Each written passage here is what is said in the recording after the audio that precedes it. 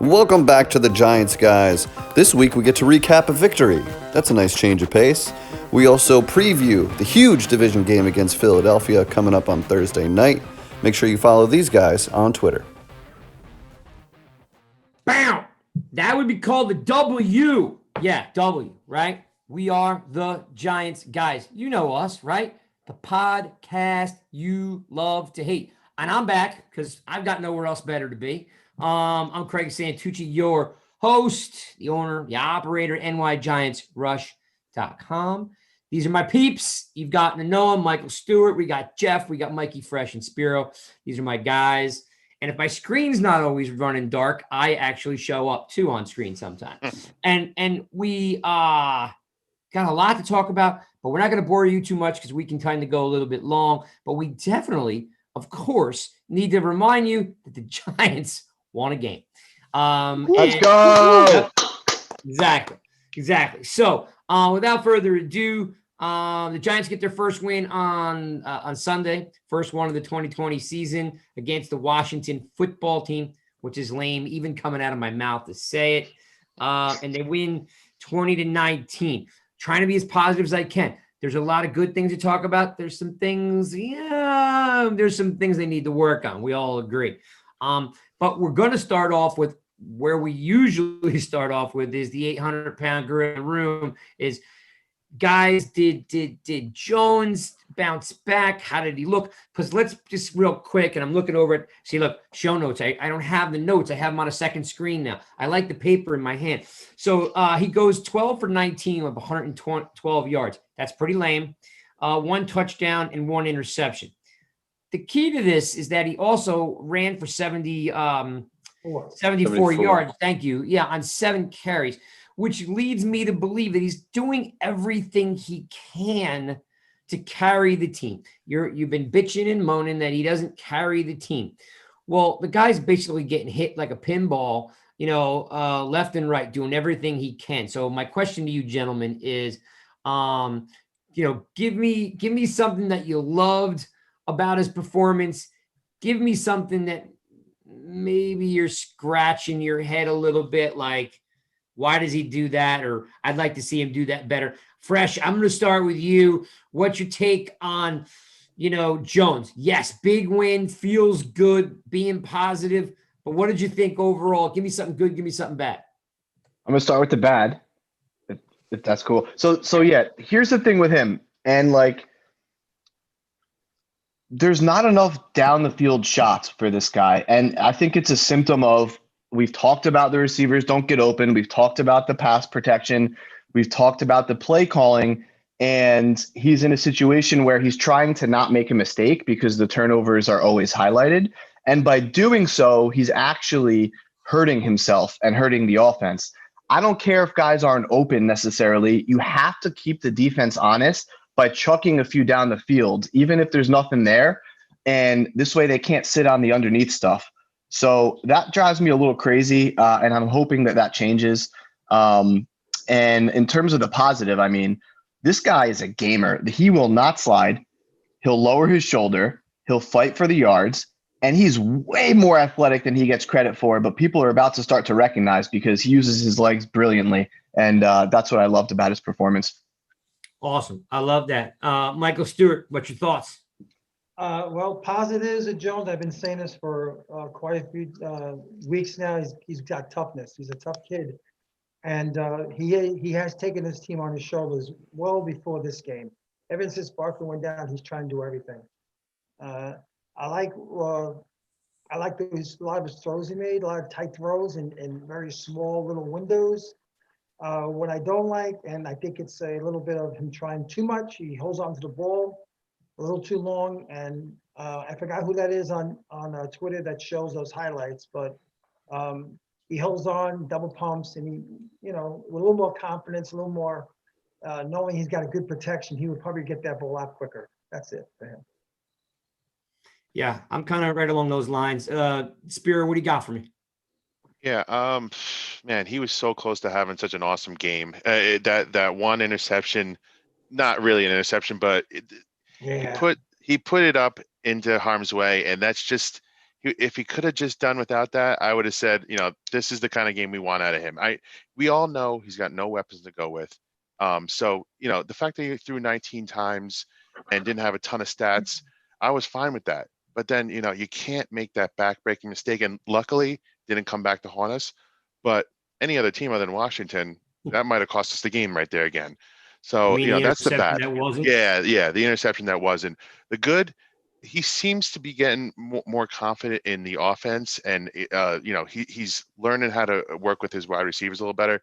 That beautiful pass to Slayton for the touchdown was just a thing of beauty, and that's what you like to see, and that's what we miss out of Danny Jones. Yeah, I'm with you wholeheartedly there. Like, I think both you guys all nailed. I think he does hold the ball a little bit long, but the throws are impressive. They're big time throws, and if you notice, it's always one or two to Slayton every week where he's popping it into a small window or over the top where, those are Tom Brady throws, those are Aaron Rodgers throws. So he has that athletic ability.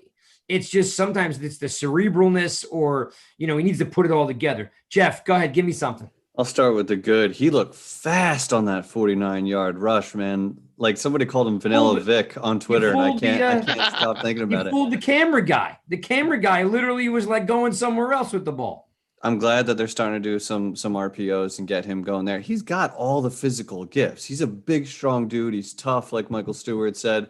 He's got an incredible connection with Darius Slayton, and it keeps showing up week after week. The touch on that touchdown pass was incredible, but the downside is the pocket awareness, just like you guys were saying, just indecisive. And maybe he's afraid of making a mistake, but there's a couple times where, like, I was giving a bunch of crap to Tate for his effort on that play we're looking at. But, like, yeah, to your point, if you stuck it on him, as soon as he stopped the route, it's a 5 or 6 yard gain or whatever. Like, sometimes you got to take that. So my thing with him is be decisive and, like, own your decision. You can't stand in the pocket. Like, he only took 1 sack, but it was a red zone sack. And if you look at that play, he had 8 yards of green ahead of him. Just tuck it and run, dude. You're a big, strong guy. Go get yards. You know what I mean? Like, if he makes that a threat, people will respect him more. It might open up receivers a little bit more, but he's getting there. So for the people that don't know exactly what Jeff's talking there at the end, he tweeted out today how Tate was kind of taking the play off. It was like a dig route across the middle, and he was kind of running like 3/4 speed. and listen, I am not a fan of Tate. You can see he's all about, not getting hurt. He falls down in the open field. He runs out of bounds before any contact, instead of trying to get that first down. Like, Tate's in it for a paycheck right now. Sadly, that's what it seems to be like. And if it's not, and he takes offense to that, then show up on Sunday. Okay, that's the only thing we could say. But the play that Jeff's talking about, this play where he went across the middle, I went back and looked at it a couple of times, and it's a stick route. So what happens is it's not just a drag, it's a stick and then a drag. So basically he runs a 5 yard, he stops the entire pattern at the 5 yard with a pause, and then he continues the drag. A good quarterback, and I'm not calling Daniel Jones not a good quarterback, but a seasoned quarterback, maybe I should say. A seasoned quarterback would have realized he had a 5 yard, 6 yard cushion, and he should have hit him on a stick. Instead, he waited till he dragged him. By that time, it was too late and nobody was open. So I'm not saying Eli would have done it. I'm not saying Aaron Rodgers would have done it, but a seasoned quarterback would have probably thrown the ball early, gotten the ball out of his hand, and hit him on the stick. Because when he stuck the route, he had a real nice cushion. He might have spun that into something really big. He might have even gotten in the end zone for all we know. There's about 5 plays like that every game, and that's what's frustrating me. I was just going to say, he has those plays out there. If he just trusted himself to throw it, and instead he pumps twice, and then waits for the defender to get back into play. Either he doesn't throw it or he puts it in harm's way. Yeah, that's killing me. Got to take the good with the bad, though, because he does have 2 or 3 dimes like every game you watch some quarterbacks and they're like, you're like, you don't see it. Like, I just don't see it. This guy has not showed a flat. Like, every single game he's making throws that, as Craig, I think, said earlier, is a Tom Brady-like throw. You know what I'm saying? Every game he's good for a couple of those, like, damn, only 2 or 3 guys make that play. He could do it. Yeah, and it's interesting. I think everyone's hitting the nail on the head about it, and I think we're all been watching him closely. Unlike half of Twitter, we're all watching him closely, and I think what interesting enough is, I don't know this for sure, but like, just it almost feels like he needs he needs a different type of quarterback coach, because you know what it is? It's like someone needs to be able to teach him, a quarterback to teach another quarterback. You remember, he didn't sit under Eli, right? Well, He Garrett didn't was get- a quarterback. I'm sorry. Garrett was a quarterback. Yeah, A agreed. different one. but A different one. Yeah. Yeah, exactly. Yeah, don't make my head pop off my shoulder. You're right. Quarterback at Princeton, the whole thing, Dallas, the whole thing, right? But it's not happening, because the two things that we're all talking about is the goods. He's tough and makes throws.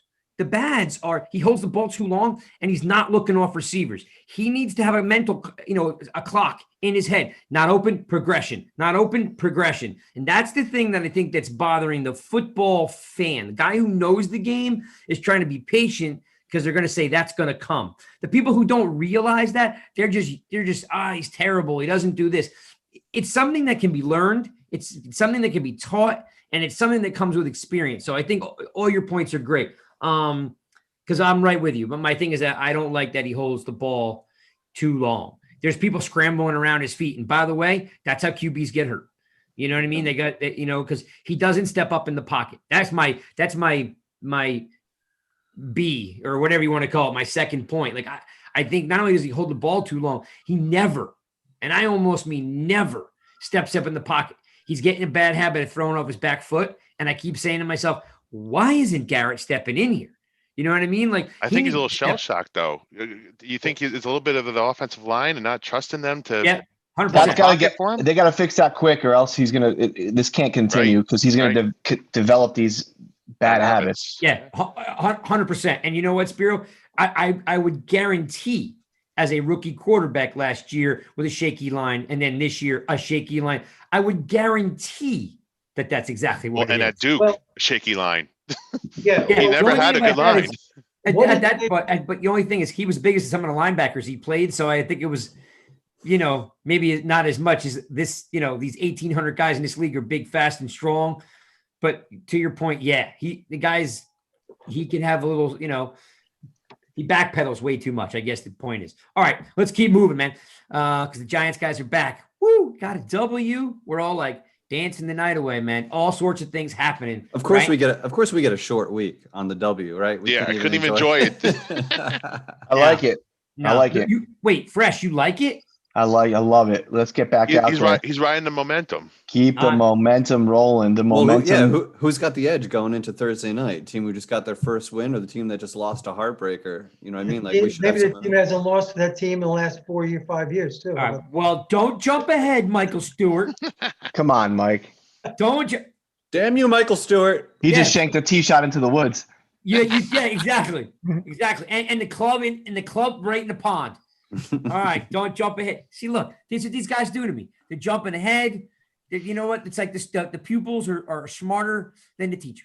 And that's what happens. You give them a little bit, and that's what happens. All right. I, on the other hand, am going to the run defense, because the run defense has been stout. I mean, like, just Jeff, how much crap did I get about the Martinez thing? I mean, nonstop. I blocked like 9 dudes that were like, he's slow, he's dumb, he can't do. He is as advertised can be. He literally has not missed a step. He's got 8 to 11 tackles every single week, making plays. And what I love about him is that he's making other people better. Do you think if Crowder is playing next to Mayo, he makes these plays? No, these guys are making plays because they're next to him. I love the Harry Carson linebacker where he stuffs everything, but I'm gaining to like the new modern day linebacker. If you watch what Spiro could tell you, you watch the all 22, he doesn't take a lot of hits.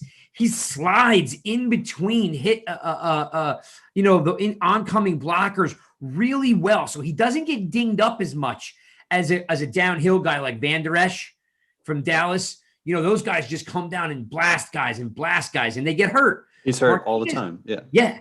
And Martinez is healthy because if you watch him, he slides and scrapes between players to make the play. So, they kept Washington at 86 yards in case you haven't got into the box score, which is pretty good. And that 86 yards is over 5 different backs, including the quarterback. However, we've been raving about Martinez, and now there's some guys creeping in that are, getting a little bit of the spotlight. We got to talk about Fackrell, right? Logan Ryan, Leonard Williams, and Tomlinson. Spiro, I'm going to start with you. What did you like? What did you see out of the non-Martinez guys? Like the not Martinez. What did you see out of these other guys that you're starting to go, hey, wait, this Fackrell guy, he's got something, or wow, Gettleman, nice pickup on this Logan Ryan thing. What are you thinking about these the other pieces? Well, if you're on Twitter, you can't give credit to Dave Gettleman. So let's be serious here. All right. No, realistically though, I mean, for me, it all starts with the big boys up front.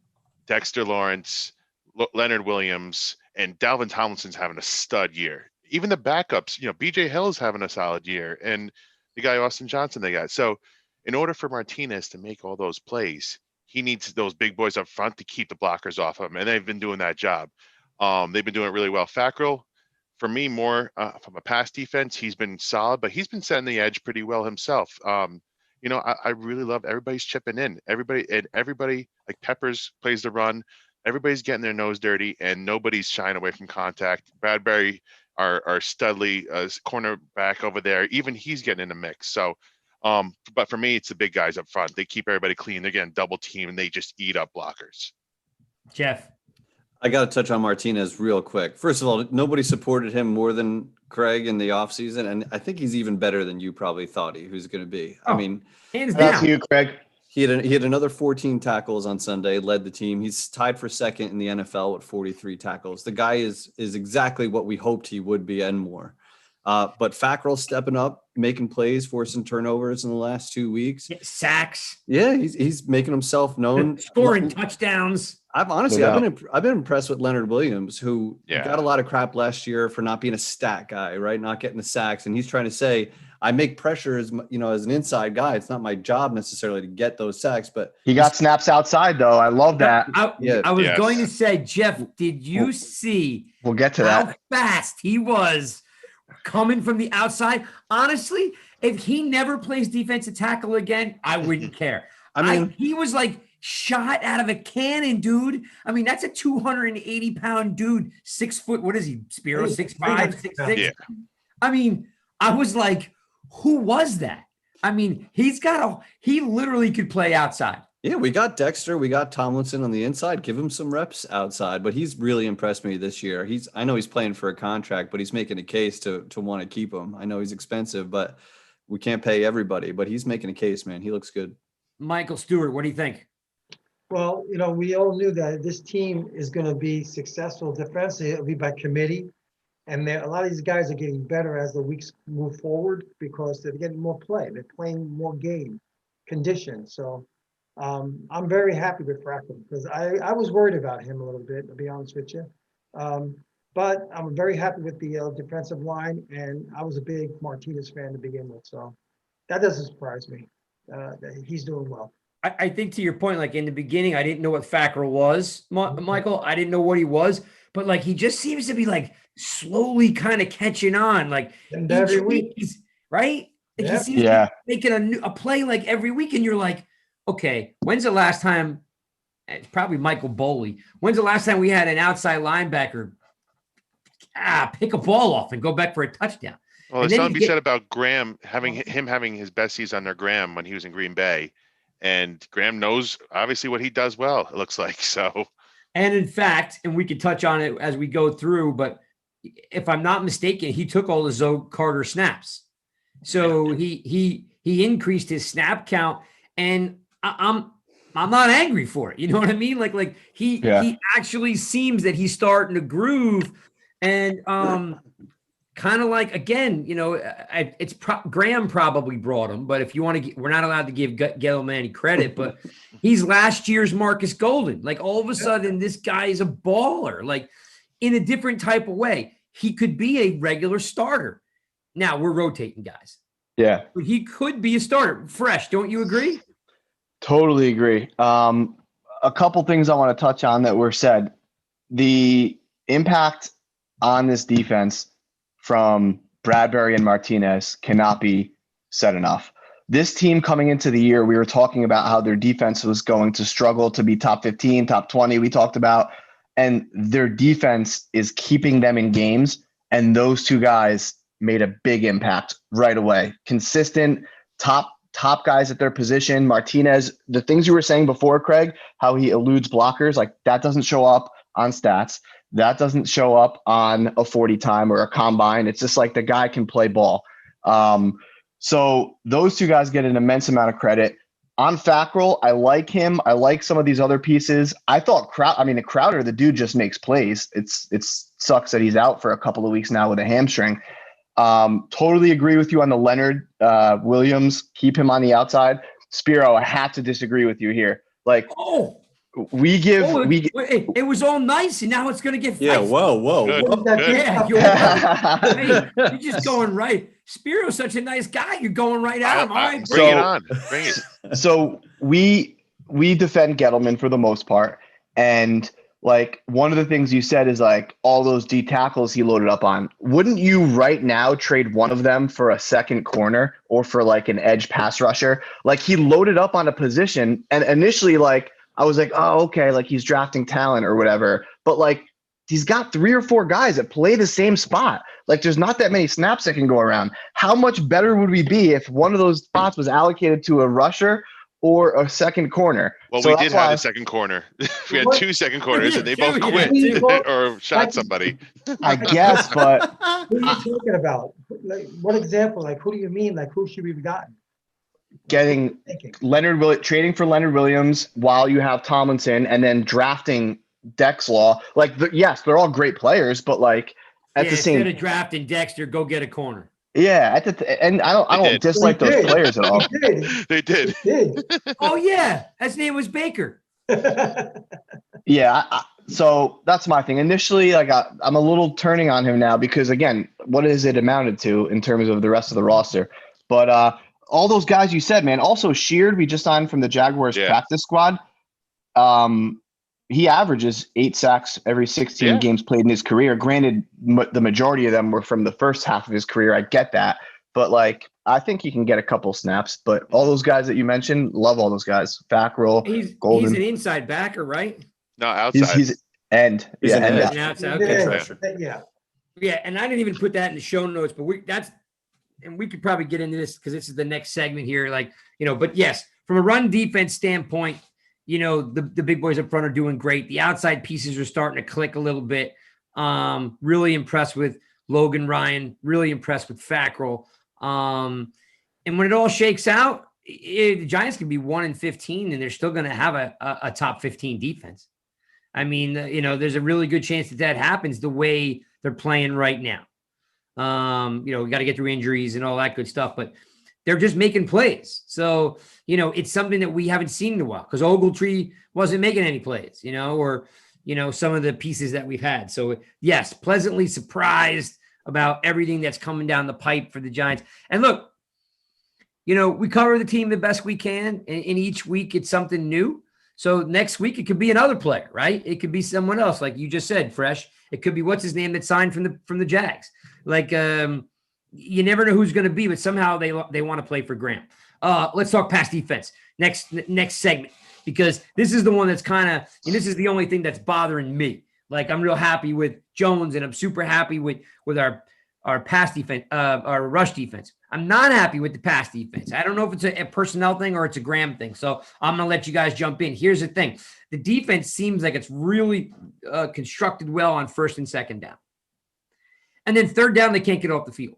And if you paid attention, that in Spiro, I don't know if you got into the all 22 yet, but the entire middle of the field was open the entire game.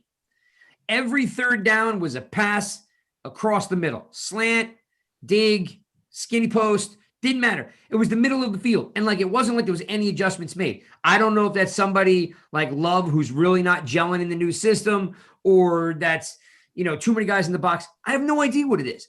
But they got to get off the field on third down. So, which kind of leads me to the second part of this, and I'll let you guys jump in, is,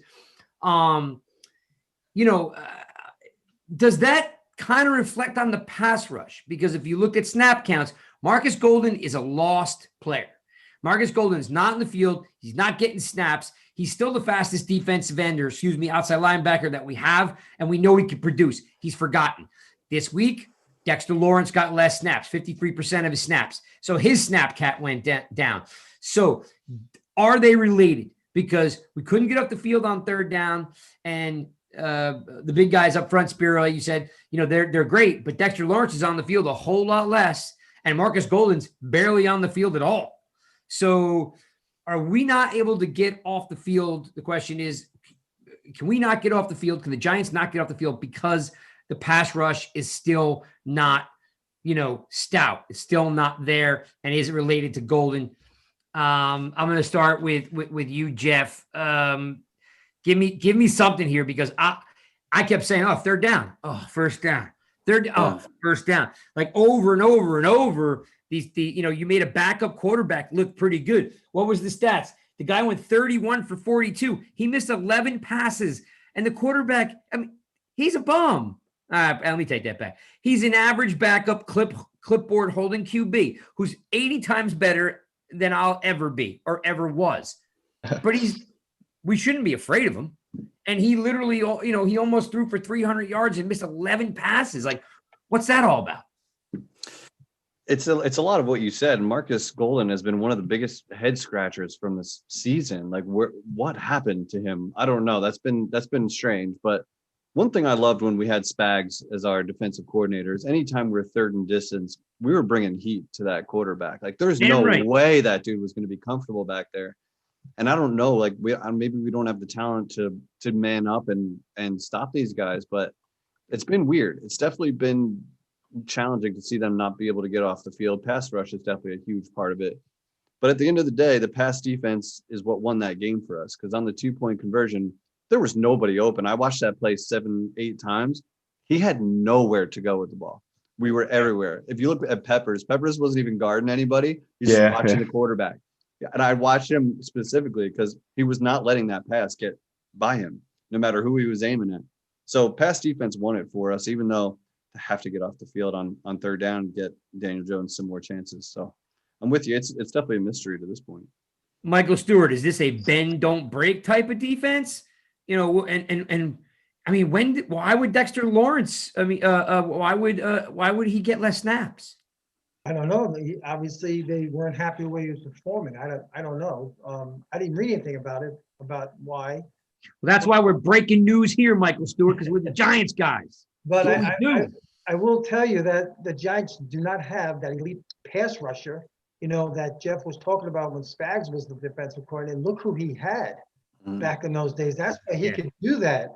Giants don't have that. And, puts a lot of pressure on the corners, puts a lot of pressure on the linebackers. Like you were saying, those little slant routes.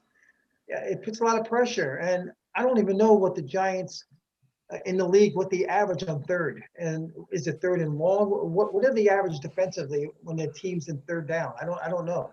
Maybe it's only 3. Maybe it's only it seems like it is. And that goes back to what we talked about with Tollefson. What's that? What do you mean? Third and short, like it's not an obvious passing down. That's why Golden's production has slipped, Yeah, well, I think Golden's he's just behind because he didn't start it's true. Time. I just think, and who knows what he did before he came on to training camp. I don't know if he was ready. So you think maybe he's a little bit behind on the scheme and the playbook, Michael Stewart? Is that? I don't know about his mental part, but I think physically he might be behind. It's based on his performance. Again. But Michael, don't you think that they could use his speed? He's got to be the fastest outside linebacker rusher they have. Doesn't it make sense that they put him in to put some pressure on the quarterback? Because putting pressure on a quarterback wins you games. Yeah, when he's at his best, he's their best pass rusher. He had 10.5 sacks last year. He can cause havoc, but for some reason Graham is not utilizing him or trusting him in those situations. I don't know why. I just don't think there's been a ton of obvious passing downs. That's what I was getting at. Right. Fresh, here's the thing. Let's go all the way back to what Jeff said.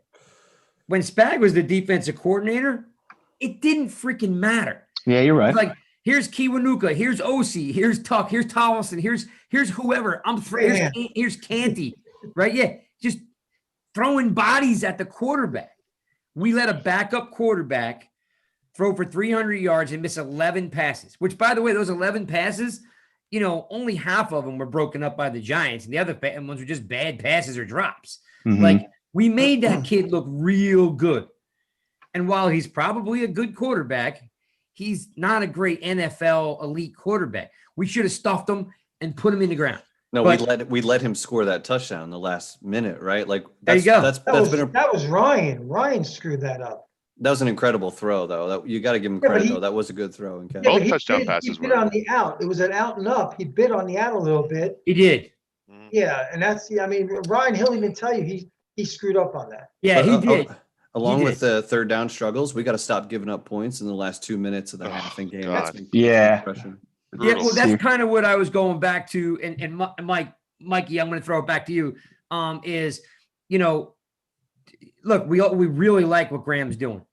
I mean, I saw his interview after the game, after the Dallas game. I mean, the dude's dynamite to listen to. If you haven't got a chance to listen to his post-game talks, I'm going to just say this, and I'm saying this for all the fans listening to the show. Do yourself a favor and go on to Giants.com and listen to the Graham interviews. He will give you more information, legitimate information than I've ever heard any coordinator coach in my life. Yeah. Fresh. Have you listened to it yet? I mean, the amount of He's a smart guy. detail- Yeah. He's like last week, he's like, I love Martinez. I love his wife. I love his kids. He came here to ball. Like, I'm like, what? Like he's literally answering your question in such depth. So, again, coming full circle is Graham's got a great defense, Mikey Fresh, on first and second. Do we need a pass rush? I want old school defense on third down. I want to rush the QB. Are we going to see it, or is it we don't have the talent? Well, listen, Spags, he blitzed a lot, but he also had guys that can get home when he only rushed 3 or 4. If I watch another third down where we drop 8 in coverage and rush 3, I'm going to throw something at the TV. They got to eliminate that from the playbook. Like, it's not working and it's Doesn't not going to work. So don't do that. Don't ever just rush 3 again, even if it's 4 or 5. Don't ever just rush 3 again on a third down, period. So that's got to end. And I think, like, schematically, Graham's done a good job, almost to a point where, like, he's made it happen with the injuries and with personnel that we're saying can't rush the passer. So somebody's going to have to step up and be a consistent rusher, because think about it. We're complaining about that. And then, like you said, I think Michael Stewart mentioned it. Guys can't cover for that long, especially like when they're maybe not that good. So outside of Bradbury, like pure coverage ability, like they can be had. So one thing's got to give. Either they got to blitz more consistently, or one of the edge guys that we talked about earlier that we love so much has just got to be a game changing. He's got to be in the quarterback's face, and they can't have all this time on third down. I think the answer is Leonard Williams on the outside. I think that's a big answer. I think another answer is letting Golden, Fackrell, and who's the other guy you said? Golden, Fackrell, and Williams just on the outside, like those guys as the main outside rushers. You might see that coming on Thursday, where Leonard Williams gets more snaps, which, by the way, I think Jeff, you might have mentioned, or Spear, you might have mentioned about how he wants to get paid and he's going to be expensive. Yeah. Just think if all of a sudden Leonard Williams is now considered a outside linebacker. But think though, yeah. Okay. I'll just say, because like, you're not going to be able to afford Leonard Williams and Tomlinson. Nope. So that's what I said. I tweeted out this week, like, for any guy, if you know you can't pay them all, pick one that's a good trade piece and get something in return. Don't just let them walk at the end of the season. Is there no way they can afford those 3 guys? It's a lot to invest. Too much money to, yeah. Go ahead, Michael Stewart. What do you got? Not if I'm watching Valentine cover guys. Because of COVID-19, cap space will be 175 million, where it would have been 198 million. So they're losing 23 million right there. Because that's all teams, not just the Giants, all teams. So there's no way that they can keep up. I can't see, especially Tomlinson's having a good year. Mm-hmm. I mean, he's showing up now. And he's homegrown. Unfortunately, I like can't. that. see it. Well, And you know what? If it happens to be Williams who leaves and Gettleman still has his job, fans are going to kill him. You know that's going to happen. That's another one. I think too, like they're 10th in sacks and 13th in turnovers in the NFL. And like we're complaining about those are the opportunities for them to get better. Like it feels watching the game like they can improve so much there. Yeah, So like they can absolutely. You're right. Well, they missed Zoe Carter. I gotta tell you, he was our, That was a big in my blow, opinion, man. our best outside linebacker right now, and he was putting pressure at least 3 to 4 times a game. He's getting a sack here and there. I think that they're severely missing that, and they were going to be a pass rush by numbers to begin with. When you lose him and Zimenez, you're taking away an already weak unit and make it even weaker. Hopefully, this guy Sheard can come in and fill in somebody's role until Zimenez comes back. But man, you're working with chicken shit, right now. And you know what? Gotta make And chicken this- salad. And the old X-Man was kind of, again, I think he's kind of fallen into the golden thing. I think. Well, he's Zimenez- injured right now, so No, like, that's why. no, I got you. I meant prior to his injury. Yeah. I think Zimenez and Gold are in the same boat. They're either, as Michael Stewart said, they're either physically behind or they're mentally behind because he didn't look the same. It's telling that the Giants didn't hop on Golden right after the offseason. So they clearly, maybe Patrick Graham didn't really see the fit, but then at the end, they're like, okay, for $4 million, why not try and bring him back? And hope he can get half the sacks, maybe 5 to 8. And it turns out it's looking like not great right now. Yeah. and the other thing too is we need like between Peppers, Love, and Ryan, like we need them to just be way more consistent. It's just like good and bad from them in coverage. So and your boy Well, Holmes. That's a scheme thing because I tell you right now, Peppers is being underused or used wrong. He's the best tackler on that defense. You watch him tackle. He doesn't tackle up top. He doesn't grab. He goes down, wraps you up on down low, and makes a tackle. He is by far the best tackler on the team. But like, if you had Landon Collins next to Peppers, Landon Collins tackled everything, right? He averaged 100 tackles a year, right? And you knew and you heard his name. You never hear Peppers' names. I don't think he's used correctly. He bulked been up, hurt. put on like 20 pounds. He's jacked. And like, I don't see them using him. Look, Crowder goes down. Put Peppers in the spot. We need McKinney back. That's what we need. When is he Yeah. coming back? Play that whole After the bye. After the bye even- at best. Guys, even if he comes back, there's no way he's going to make an impact. No. I agree with you. This coaching staff is not going to let him just walk into a starting role. Like he's No, going to get like No, 10 they'll snaps. slowly, they'll slowly work him in. But by the end of the season, I think you'll start seeing some. Listen, I think he's good, man. If he's healthy, I think he will make an impact. I disagree with you. I don't know, man. I mean, you got guys like Golden and Zimenez, like they're lost. This scheme is probably pretty complex, Anyway, Multiple. yeah. Well, listen, we got a W. It'd be nice to see. It would have nice to see them. Put Doesn't little feel bit like a more- W. What's that? I said for as much we should be happy like for our first win in a long time. It just doesn't feel. We don't know what it's like. Yeah. We're It's not too awkward for excited. We're talking all this crap on the team, and you would have thought we lost. Yeah. Well, listen, hey, there's a lot of really good things that happen. We can, and just not to get sidetracked, but Spiro, listen, Darius Slayton's turning into a baller. Do we need a number one? He'll be the best. He'll become one of the best number twos in the game. Okay. When they He'll be a bring in 1B. Mike. somebody else. Jeff, write that down. Get that there. Oh yeah. Go Hot ahead. take. Yeah. That's number Darius- 2 in the game. Yeah, I'm fairly comfortable with it because right now, Spiro, everything that you're seeing is because those two guys worked together behind the scenes, right? Mhm. When Eli was still here, right? Those guys got good timing. They worked For together. sure. Like, look at what Bradbury's done. Look what Martinez has done.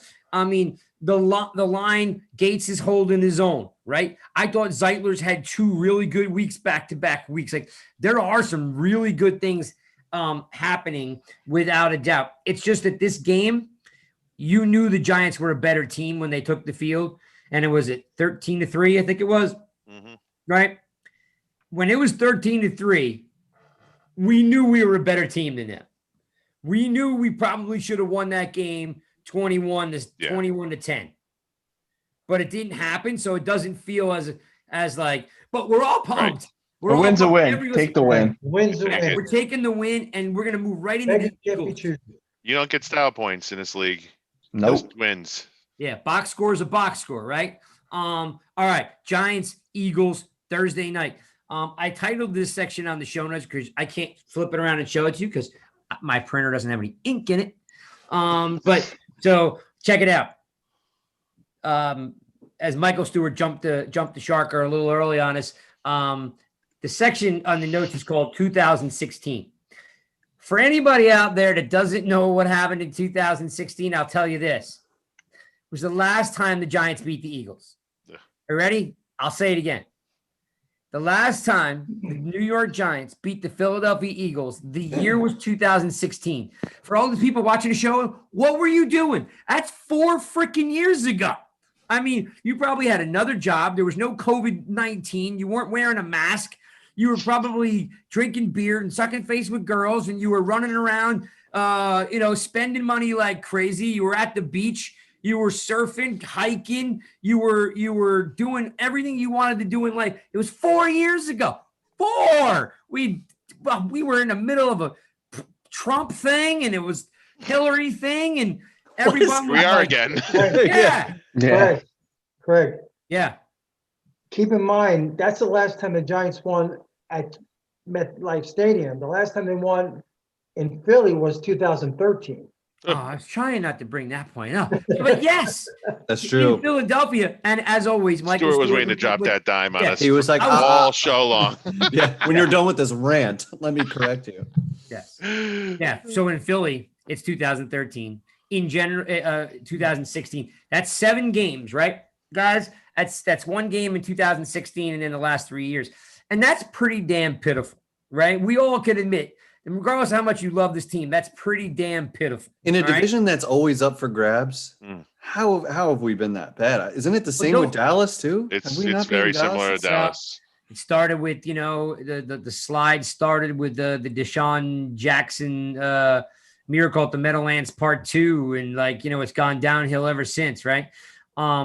So guys, what does this look like on Thursday? Short week. What's the chances of us beating the Eagles? Or listen, we're all going to be positive and say we can beat the Eagles, right? We probably all can agree we can beat the Eagles. So I'm going to ask each one of you, how? Because 1, they're an experienced team. I think there's a really good chance that Doug Peterson outcoaches Judge in this situation. Doug Peterson's a super experienced guy from the Kansas City Chiefs with Andy Reid to winning the Super Bowl with the Eagles. There's a really good chance that we get stomped purely on the fact that, Doug Peterson's experienced. But I don't want to be that guy. Exactly. I don't want to be that guy. Spiro, starting with you. What do we need to do to win this game? Well, listen, if we can't beat them now, they're pulling guys off the street at every single position. You got Kelsey at center. You have Wentz. They just pulled this wide receiver off the street who's actually done well for them, but they are decimated. So if we can't beat them now, regardless of what our roster looks like, I don't know when we can beat them. And it's got to be the defensive line dominating their offensive line up front and getting after Wentz. Wentz is going to throw balls up. He's going to make mistakes. He's literally thrown a pick, I think, in every game so far this season. At 9. Yeah, right. So the defensive line has to pressure him into making bad decisions. Like I said, they have nobody on their offensive line other than Kelsey.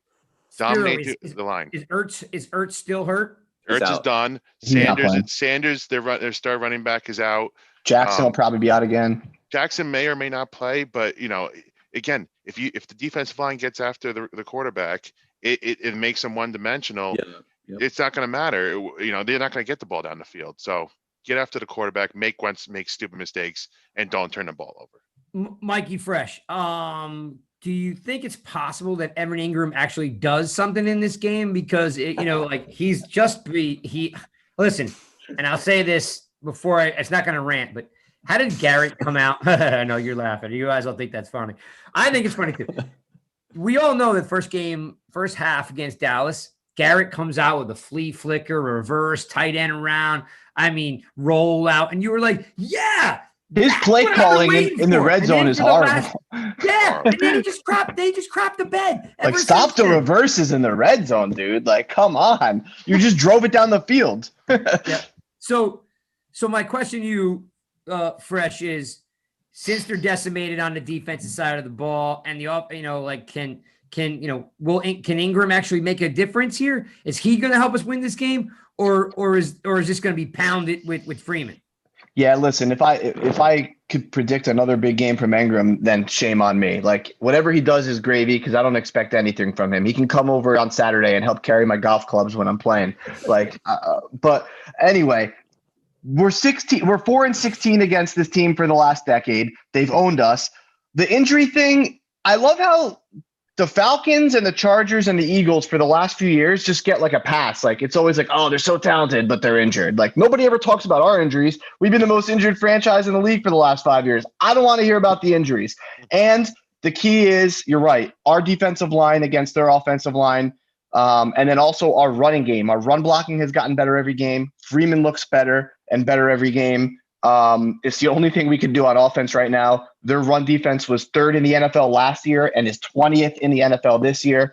So I'm not saying that's how we can win because we're going to win Thursday night. Guarantee it. Book it here.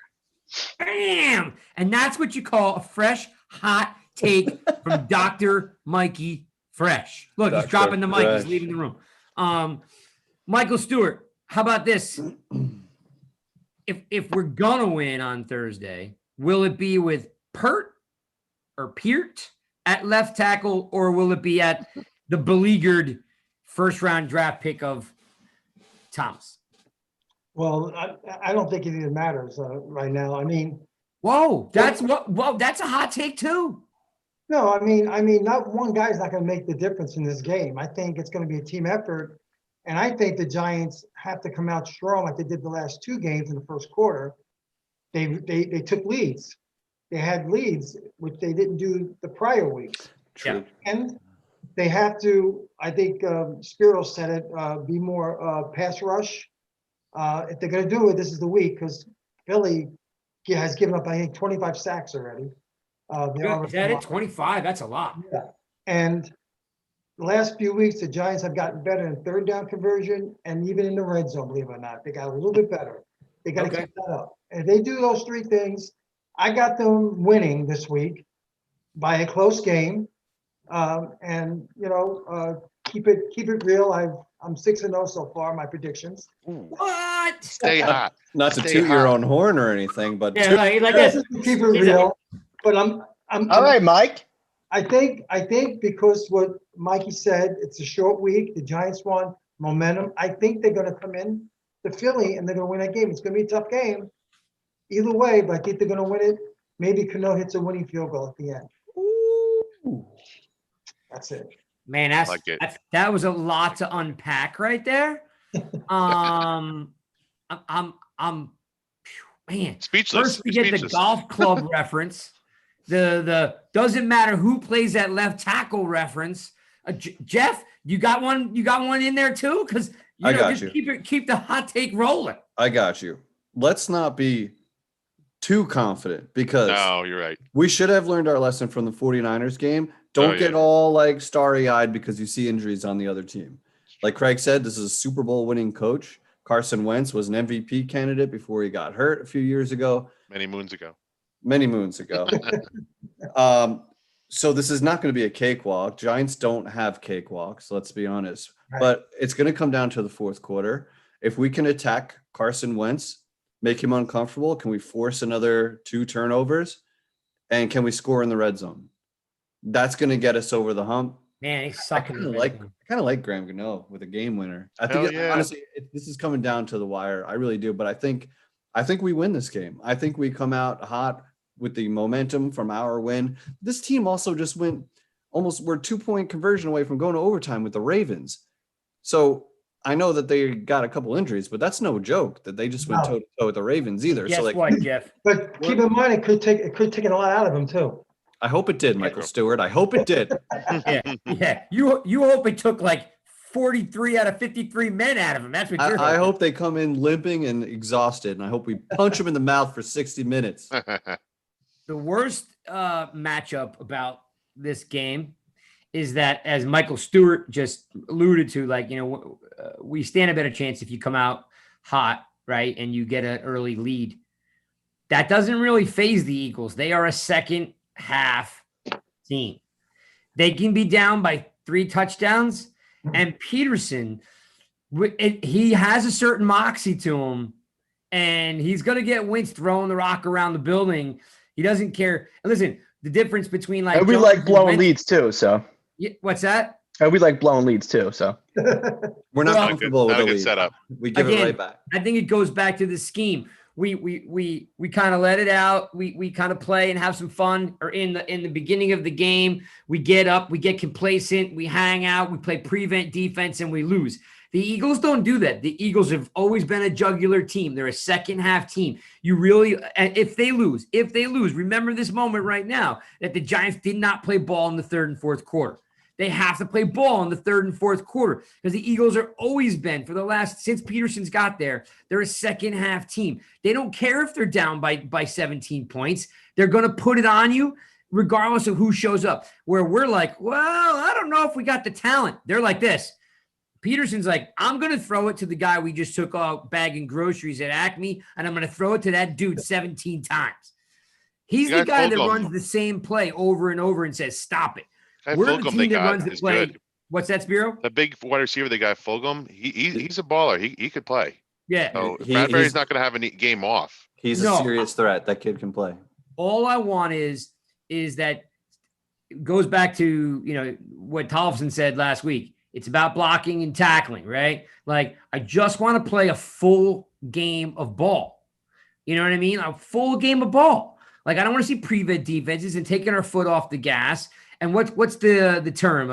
You're playing Not to lose. You're playing to not lose. Some cliche that I'm not very, it's at the tip of my tongue, but they just, they have to play the whole game. You know what I mean? This whole season is flipped upside down if they go in there with a statement win and like get a late touchdown when we already had a lead. We wind up going up 10 with like something like that. Like, it would change the whole season. This young team would flourish with that.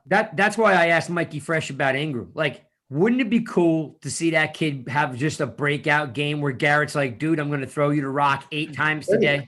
No, but I'm seriously like, what do you got to lose? I predicted it last week. I'm never doing it again. Yeah, that's where I'm at. So we'll see. First man. play of the game, like 22 yards or something on the sideline. I'm like, I knew it. And then you never saw him again, right? He had one other kid.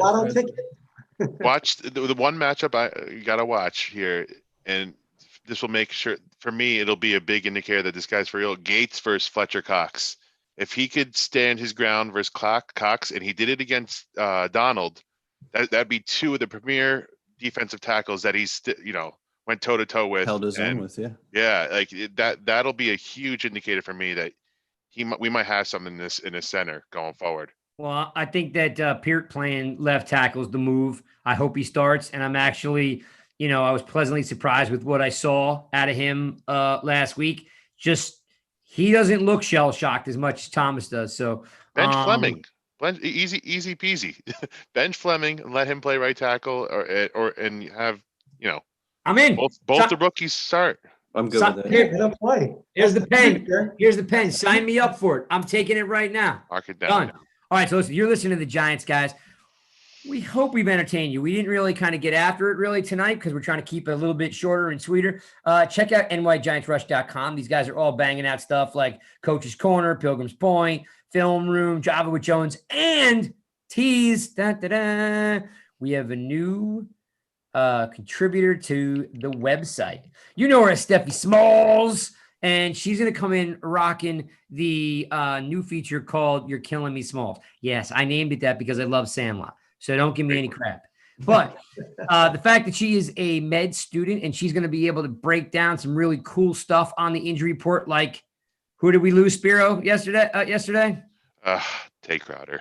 Yeah, Crowder. I had to hand it back to Spiro because he's Heavy heart. Yeah, heavy heart. So she's going to be able to break down some cool stuff. She sucks somewhere in Arizona on some tarmac, or maybe she's partying. I don't know what she's doing. She's crazy. As long as she gets some White Claws, she'll be okay. Exactly. But Smalls is now part of the NY Giants Rush crew. She's going to be banging out your injury reports and kind of giving you a medical student angle because, she knows about these soft tissues and bones and all that stuff that we don't because we don't have a shingle. I don't even have a half a shingle. Okay. So the fact that she's working towards a shingle is a lot more than we know. So thanks for listening to the Giants, guys. Check out the podcast. It'll be probably, I don't know, the mechanic over there will get it rolling very shortly and we'll get it posted up. Thanks for the support. And please subscribe to the YouTube channel. People, do me a favor. Entertain me and just hit the subscribe